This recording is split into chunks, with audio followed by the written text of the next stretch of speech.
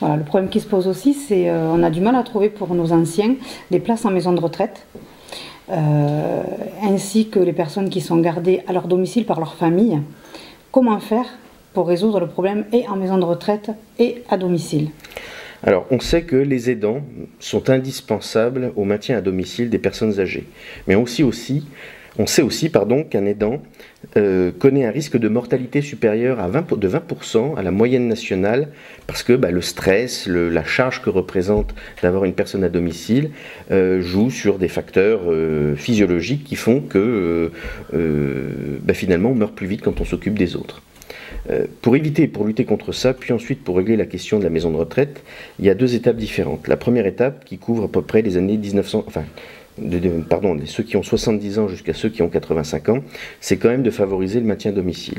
Mais pour soulager les aidants, il est important de mettre un certain nombre de dispositifs en place. C'était le cas notamment avec tout ce qui est l'aide à domicile, qui par contre devient de plus en plus difficile à financer. Et là, il y a un effort à faire de la part de la collectivité nationale pour aider les départements à continuer à pouvoir fournir ce service qui est absolument indispensable. Il y a aussi une montée en gamme du service avec le passage de ce qu'on appelle la femme de ménage aujourd'hui à l'auxiliaire de vie, et qui permet donc justement de soulager un peu plus la famille en ayant des soins qui ne sont pas, des gestes qui ne sont pas des gestes de soins, mais qui peuvent accompagner tous les jours la personne dans sa perte de dépendance. Ça, c'est le premier point. Et puis le deuxième point, c'est effectivement quand on arrive à 80-85 ans, où là par contre le degré de dépendance est tel qu'on est obligé d'entrer en maison de retraite. Eh bien, les maisons de retraite, finalement on s'aperçoit que certes il y a des listes d'attente, mais que heureusement ou malheureusement, les aléas de la vie font que les listes d'attente tournent relativement rapidement, et même malgré tous les soins qui sont prodigués, malgré tous les efforts qui sont faits, nous arrivons quand même aujourd'hui à absorber la demande d'intégration en maison de retraite pour les gens à partir de 85 ans. La différence qui se pose, c'est pas tant d'ailleurs le nombre de places dans les maisons de retraite que le coût de ces maisons de retraite pour les familles, puisque là effectivement je prends l'exemple de Penne qui est un établissement public, et où le coût moyen pour l'accueil d'une personne âgée en maison de retraite est de 2 000 €. Clairement, le renchérissement du prix du médicament, le renchérissement du coût de la vie fait qu'il y a assez peu de moyens pour arriver à lutter contre l'inflation du prix d'accueil en maison de retraite. Et c'est pour ça qu'il faut absolument arriver à privilégier le maintien à domicile et dans de bonnes conditions le plus longtemps possible. Et là, par contre, il y a de nombreux moyens pour agir. On parlait de l'aide à domicile tout à l'heure, mais on pourrait aussi parler des services de portage de repas à domicile.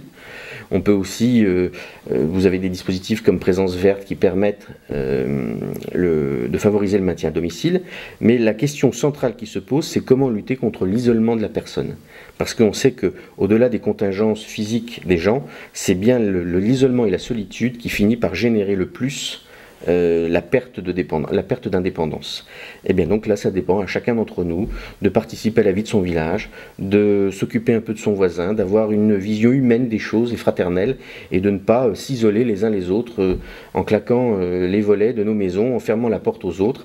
Il faut que nous nous mobilisions tous pour vivre ensemble.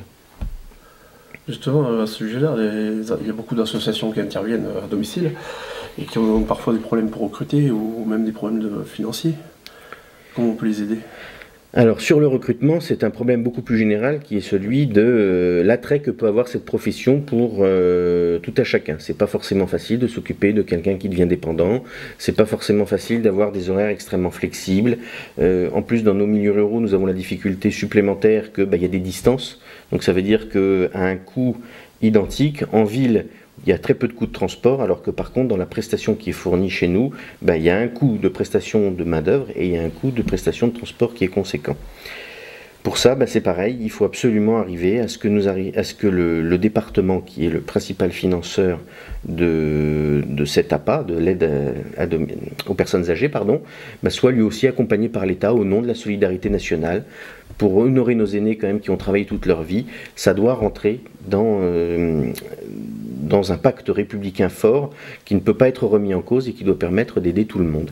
La seule chose, c'est que pour le financer, il faudra bien trouver l'argent quelque part, et ça doit se faire, à mon avis, en économisant sur des dépenses publiques qui sont moins utiles que celles-ci.